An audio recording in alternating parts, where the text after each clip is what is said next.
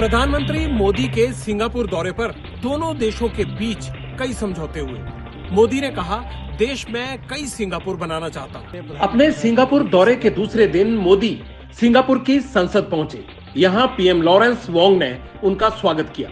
मोदी ने कहा, सिंगापुर हर developing country के लिए इंस्पिरेशन है। हम भी भारत में अनेकों सिंगापुर बनाना चाहते हैं और मुझे खुशी है कि हम इस दिशा में मिलकर प्रयास कर रहे हैं।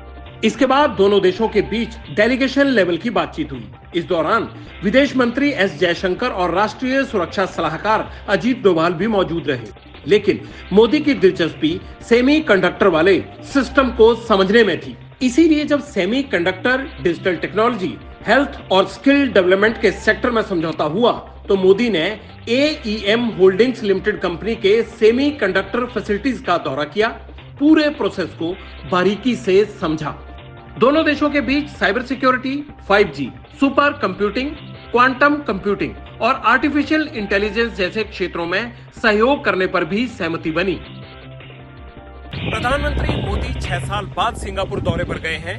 उनकी विजिट के बाद सिंगापुर की कंपनियों ने भारत में निवेश बढ़ाने का फैसला किया है। पहली बार रशिया ने यूक्रेन वॉर खत्म करने के संकेत दिए हैं। रशियन प्रेसिडेंट पुतिन ने कहा है कि शांति समझौता किया जा सकता है और भारत उसमें बड़ी भूमिका निभा सकता है। क्या रूस अब जंग को खत्म करना चाहता है? क्या पुतिन जंग का दायरा बढ़ाना नहीं चाहते? क्या रूस की सेना यूक्रेन से कदम पीछे खींच लेगी या बारूदी सीजफायर को लेकर कोई और समाधान तलाशा जाएगा? सवाल इसीलिए क्योंकि पुतिन ने बहुत बड़ा स्टेटमेंट दिया है। रूस के राष्ट्रपति ने कहा है कि अगर चीन, भारत और ब्राजील मीडिएशन करें, मध्यस्थता का रोल निभाएं, तो फिर यूक्रेन के साथ बातचीत का सिलसिला आगे बढ़ाया जा सकता है। हम अपने दोस्तों और साथियों का सम्मान करते हैं जो गंभीरता से इस संघर्ष को खत्म करना चाहते हैं। इसमें चीन, ब्राजील और भारत शामिल है। मैं लगातार अपने सहयोगियों के संपर्क में हूँ। हम अपने सहयोगियों पर पूरा भरोसा और विश्वास है। रूस ने भारत समेत ब्रिक्स वाले दूसरे सहयोगियों पर भरोसा जताया, ग्लोबल साउथ को नया पावर हाउस भी बताया। लेकिन इसके साथ ही एक और बड़ी बात कह दी। पुतिन बोले कि जंग तो इस्तांबुल वाली मीटिंग में ही रुक जाती। दोनों देशों के बीच समझौता फाइनल हो ही चुका था, मगर तब ब्रिटेन ने यूक्रेन को उकसा दिया। ज़ेलेंस्की कह रहे हैं कि हम भी जंग खत्म करना चाहते हैं। Дорогі українці, українки, हम अपने साथियों के साथ अहम बैठकों की तैयारी कर रहे हैं ताकि यूक्रेन की पोजीशन मजबूत हो और हम वास्तविकता में जंग के खात्मे की तरफ बढ़ें। звичайні будинки, звичайна दरअसल रूस चाहता है कि क्रीमिया के बाद डोनबास पर भी अब पूरे इलाके पर उसका कब्जा हो जाए, लेकिन यूक्रेन 1 इंच जमीन छोड़ने को भी तैयार नहीं है और दोनों के बीच यही सबसे बड़ा क्लैश पॉइंट है। जब पुतिन जंग रोकने की तैयारी में है, तब ऐसा लगता है कि अमेरिका इस आग को और भड़काना चाहता है। यूक्रेन ने बड़े हथियारों की डिमांड की है, जिस पर अमेरिका ने पॉजिटिव रिस्पांस दिया है। जब यूक्रेन कुर्स्क में आगे बढ़ रहा है, रूस डोनबास को अपने कब्जे में ले रहा है। रोजाना हजारों सैनिकों की मौत की खबर सामने आ रही है।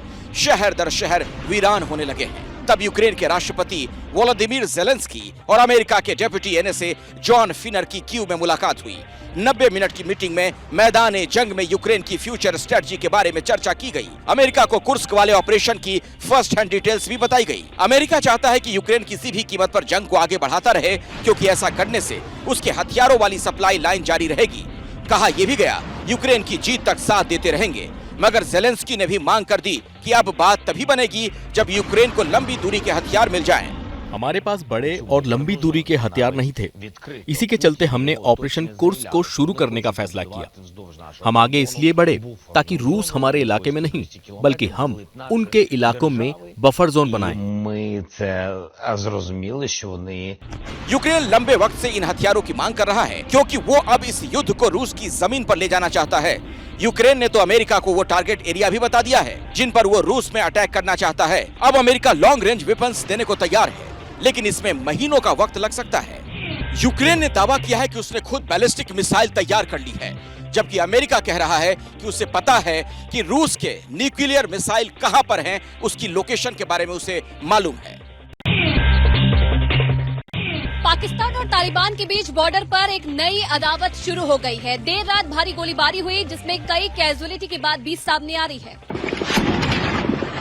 अफगानिस्तान की मीडिया रिपोर्ट्स के मुताबिक बुधवार शाम करीब 7 बजे खोस्त प्रांत के जाजी मैदान जिले में गोलीबारी शुरू हुई। डुरन लाइन पर दोनों पक्षों की तरफ से भारी हथियारों का इस्तेमाल किया गया। पता ये भी चला कि अफगानिस्तानी फोर्स बॉर्डर वाले इलाके में नई पोस्ट बना रहे हैं और इसी के चलते झड़प शुरू हुई। दोनों देशों के बीच सीमा को लेकर विवाद है।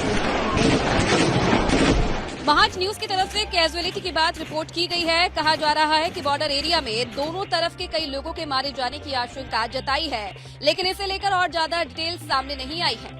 पाकिस्तान और अफगानिस्तान को डुरन लाइन एक दूसरे से अलग करती है, लेकिन अफगानिस्तान किसी भी सरकार ने इस रेखा को वास्तविक सीमा के रूप में मान्यता नहीं दी है।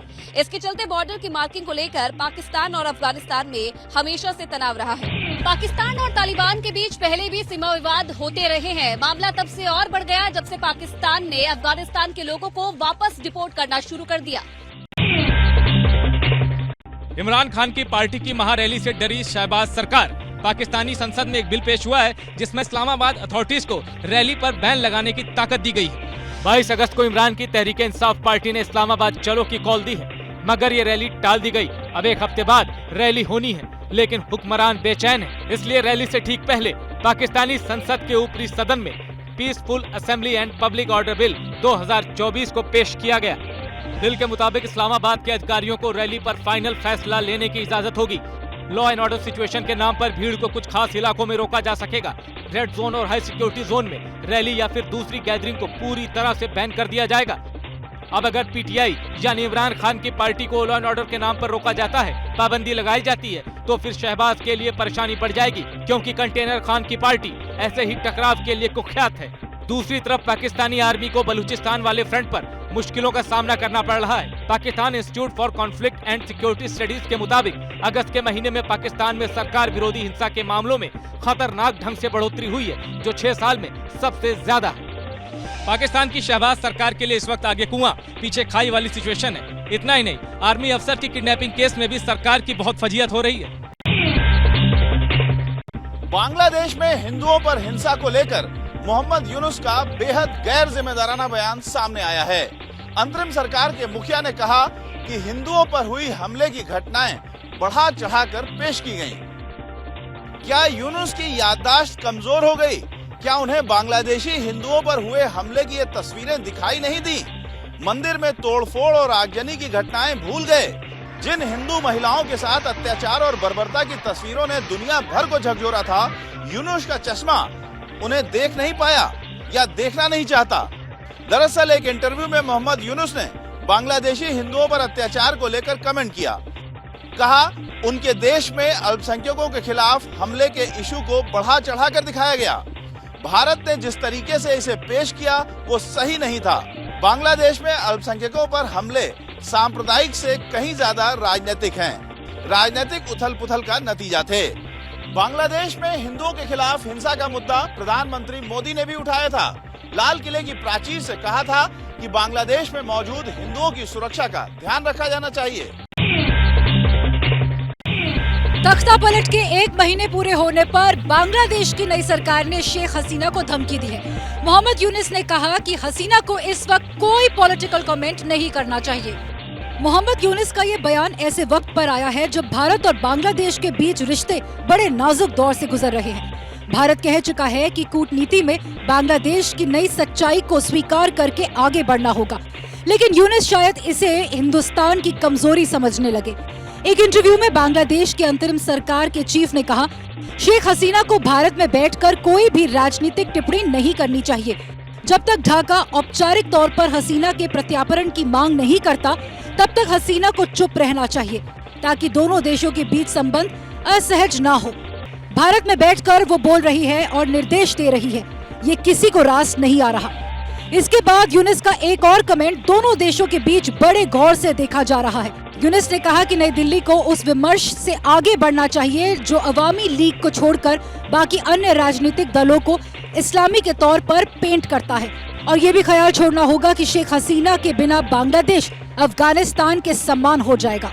मोहम्मद यूनुस के बयानबाजी के बीच शेख हसीना को लेकर एक और डेवलपमेंट हुआ। हसीना के खिलाफ हत्या के 2 और मामले दर्ज कर दिए गए। 1 महीने में उनके खिलाफ 94 केस दर्ज हो चुके हैं।